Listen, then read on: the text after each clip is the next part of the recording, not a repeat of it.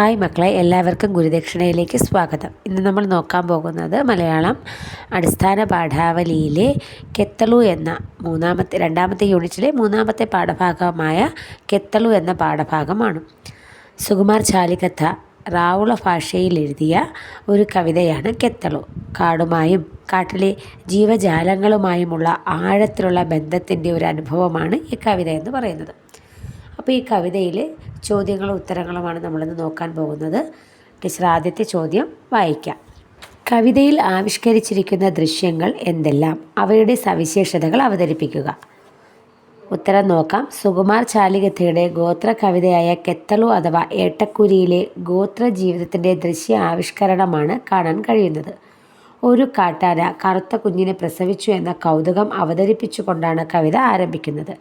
വനത്തിലെ ചോലകളിൽ മുങ്ങാങ്കുഴിയിടുന്ന നീർക്കാക്കകൾ, അവയിൽ നിന്നും രക്ഷ നേടാനായി കരയിലേക്ക് ഒതുങ്ങി മാറുന്ന മീനുകൾ, മരത്തിലെ മരവാഴപ്പൂക്കൾ തലയിൽ ചൂടുവാൻ അഞ്ചൊട്ട് പെണ്ണിനെ തേടുന്നു, സ്വന്തം സൗന്ദര്യം വർദ്ധിപ്പിക്കാൻ മൂക്കുത്തി തേടുന്ന കല്ലുന്തി മീനുകൾ, കല്ലുകൾ ഉരസി ഉരസി നിറം മങ്ങിയ നരസിപ്പുഴ, പൊന്നുപോലെ നീളുന്ന പൊൻകുഴിപ്പുഴ, കാറ്റിലൂടെ ഒളിഞ്ഞു നോക്കുന്ന കൈതപ്പൂവ്, പുല്ലുകൾക്കിടയിലുറങ്ങുന്ന മുയലുകൾ, പുഴയിലൂടെ ധൃതിയിൽ ഒഴുകിപ്പോകുന്ന വാളമീനുകൾ, ചാടിക്കളിക്കുന്ന ഏട്ടക്കുരി മത്സ്യങ്ങൾ, വെളുത്തു ചോര കക്കുന്ന കാട്ടുകല്ലുകൾ അങ്ങാടിയിലേക്കെത്തുന്നു തുടങ്ങിയ ദൃശ്യങ്ങളാണ് കവിതയിൽ കാണാൻ കഴിയുന്നത്. വളരെ സമൃദ്ധവും പ്രകൃതി സുന്ദരവുമായിരുന്ന കാടുകളും ഗോത്രവർഗങ്ങളും എല്ലാം പരിഷ്കൃത മനുഷ്യരുടെ കടന്നുകയറ്റത്തോടെ മാറി മറിയുന്ന കാഴ്ചകളാണ് കവിതയിലൂടെ അവതരിപ്പിച്ചിരിക്കുന്നത്. വികസനത്തിൻ്റെ പേരിൽ കാടുകൾ എന്ന പ്രകൃതി സമ്പത്ത് നിരന്തരം ചൂഷണത്തിന് വിധേയമാകുന്നതിൻ്റെ നേർക്കാഴ്ചയാണ് ഏട്ടക്കുരി എന്ന കവിത. ഇനി നമുക്ക് രണ്ടാമത്തെ ചോദ്യം നോക്കാം. കുത്തിവീണ കല്ലുകളെല്ലാം വെളുത്ത ചോര കക്കുന്നു. കവിയുടെ വേദനയിൽ സമത്വബോധത്തിൻ്റെ വിശാല തലങ്ങൾ കണ്ടെത്താനാവുമോ? ചർച്ച ചെയ്യുക. ഉത്തരം നോക്കാം. നിരന്തരം ചൂഷണത്തിന് വിധേയമാകുന്ന ഗോത്രവർഗത്തെക്കുറിച്ചുള്ള സൂചനയാണ് ഇവിടെ നൽകിയിരിക്കുന്നത്.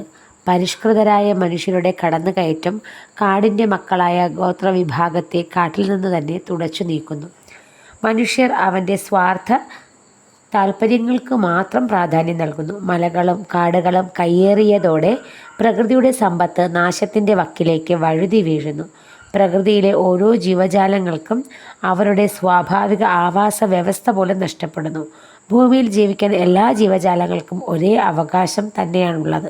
എന്നാൽ പരിഷ്കൃത വംശം അവരുടെ ഇഷ്ടാനുസരണം ജീവിക്കുന്നതിനായി കാടിൻ്റെ മക്കളായ ഗോത്രവർഗത്തെയും അവരുടെ ജീവിത പശ്ചാത്തലത്തെയും അവഗണിച്ചുകൊണ്ട് വികസനം എന്ന പേരിൽ കുന്നുകളും പാറകളും ഇടിച്ചു നികത്തിയും പൊട്ടിച്ചുമെല്ലാം അങ്ങാടിയിലെത്തിക്കുന്നു. ഇത്തരത്തിൽ ഗോത്രവർഗക്കാർ അനുഭവിക്കുന്ന കയ്യേറ്റങ്ങളെയാണ് കുത്തിവീണ കല്ലുകളായി സൂചിപ്പിക്കുന്നത്. കൂടാതെ തങ്ങളുടെ പാരമ്പര്യം പോലും നിലനിർത്താൻ കഴിയാത്ത അവരുടെ വേദനയെ വെളുത്ത ചോര കക്കുന്ന കല്ലുകളായി കവി സങ്കല്പിക്കുന്നു.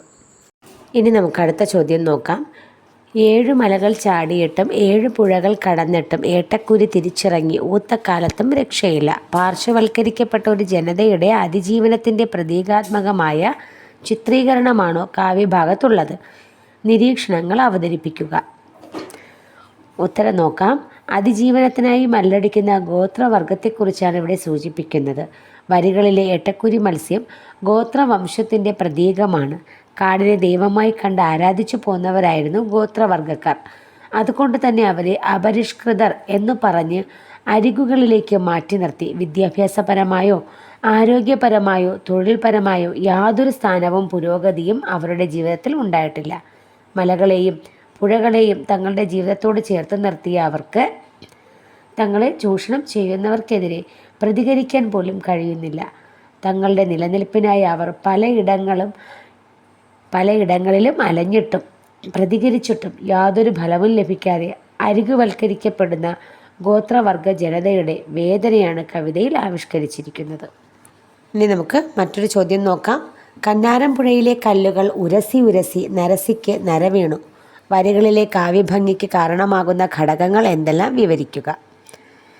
ഉത്തരം നോക്കാം. കന്നാരംപുഴയിലെ കല്ലുകളെല്ലാം കാലങ്ങൾ കൊണ്ട് മിനുസപ്പെടുകയും വെള്ളാരം കല്ലുകളായി രൂപപ്പെടുകയും ചെയ്തിരിക്കുന്നു. ഇവിടെ കാലാകാലങ്ങളായി മലയിൽ നിന്നും ഒഴുകിയെത്തുന്ന നരസിപ്പുഴയിലെ കല്ലുകൾക്കുണ്ടായ മാറ്റത്തെ നരവീണ് വാർദ്ധക്യാവസ്ഥയിലേക്ക് മാറിയിരിക്കുന്നു എന്നാണ് കവി പറയുന്നത്. ഇവിടെ പുഴയുടെ വാർദ്ധക്യത്തെ അതിൻ്റെ നാശത്തിലേക്കുള്ള ചവിട്ടുപടിയായിട്ടാണ് കവി കാണുന്നത്.